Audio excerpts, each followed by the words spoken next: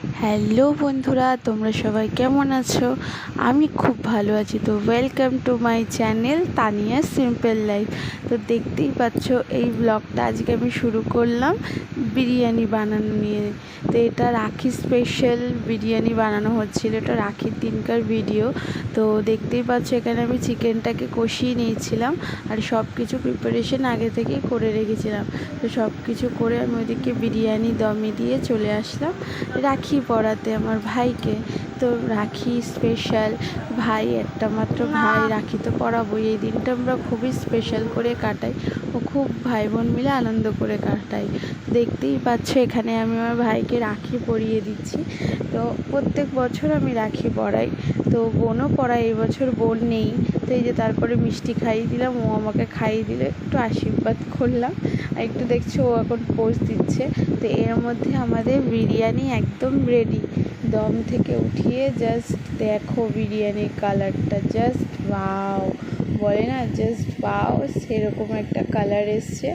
আর অসম্ভব ভালো হয়েছিল, আর একদম ঝরঝরে বিরিয়ানি হয়েছিল।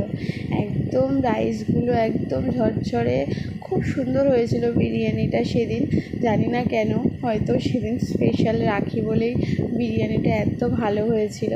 তো এই দেখতেই পাচ্ছ, তো বিরিয়ানিটা আমি কাটছি, তো আমার বোন বলছে না না এইভাবে না, এইভাবে কাট, এইভাবে কাট।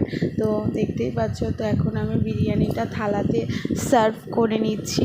তো দেখতেই পাচ্ছ যে বিরিয়ানির ভাত মানে রাইসগুলো এত ঝরঝরে হয়েছে, আর তেমনি সুন্দর ফ্লেভার আর গন্ধ, মানে জাস্ট দোকানকেও হার মানাবে, এত সুন্দর হয়েছিল।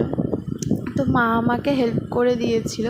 তো একা একা তো আমি করতে পারবো না সবটা, তাও চেষ্টা করি মাঝে মাঝে একটু বাড়িতে বিরিয়ানি বানানোর, যেহেতু আমার ভাই খুব ভালোবাসে, আমরা সবাই ইনফ্যাক্ট বিরিয়ানিটা খুব ভালোবাসি।